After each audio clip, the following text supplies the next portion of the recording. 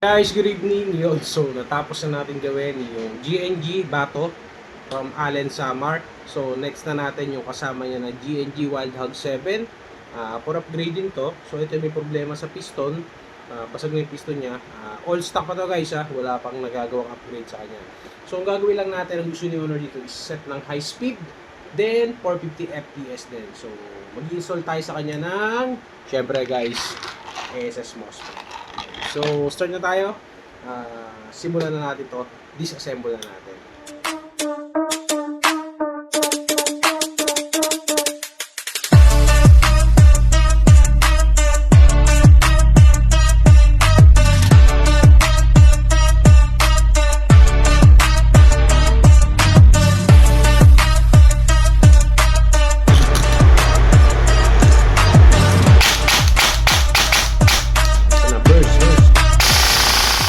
Set yung GNG Wild Hog 7. So ito yung gearbox shell niya.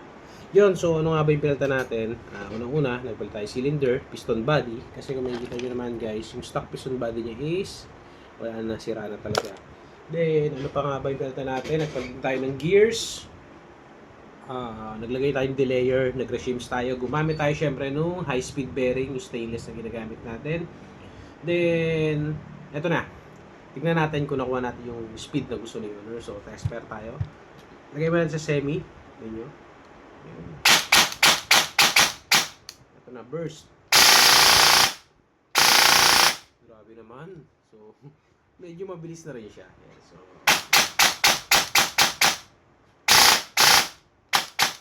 yun. So, okay na to. Reassemble na natin. Guys, test pair tayo. GNG Wild Hog. ASS MOSFET 50C battery. Yan. So ito na. Tingnan natin. Semi. Full auto. Grabe.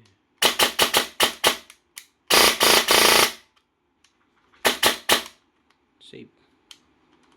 Nice. Guys, good morning yun. So, nakatapos lang natin gawin yung GNG Wild Hog. Medyo natagalan tayo rito. Napakahirap talaga kunin ng 450 FPS.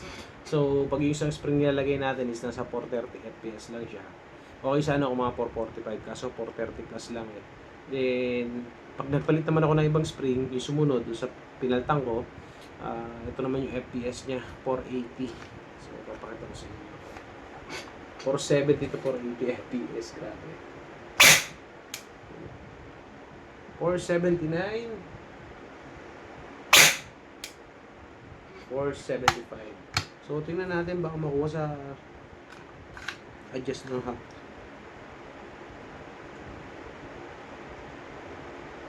Ayan. Baka sakali tayo. Try natin.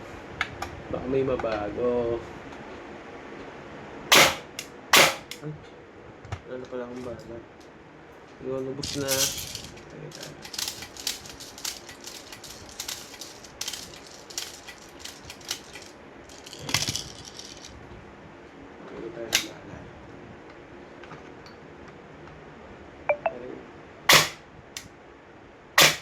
Ayun, pasok.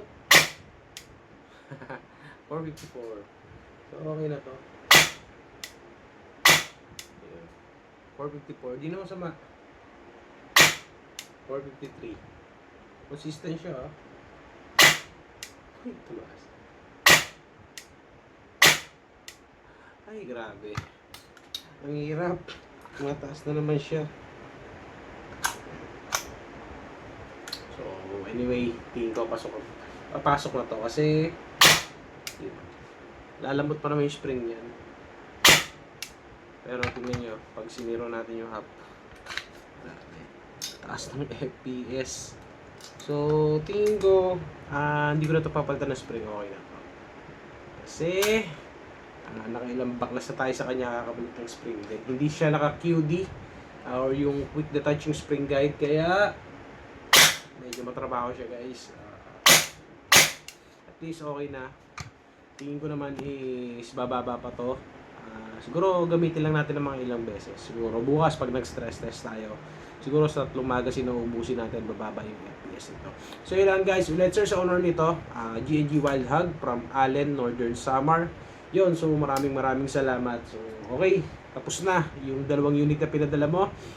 Next naman natin yung ibang airsoft rifle na i-upgrade pa natin. So, yun guys, ulit sa mga naghahanap ng ASS MOSFET, meron pa tayong available, meron tayong paparating na 10 piraso. Yun, sa mga nag-order today, maraming salamat po. So, yun lang guys, ulit, GNG Wild Hog. Check nga natin yung full auto nito. Full auto.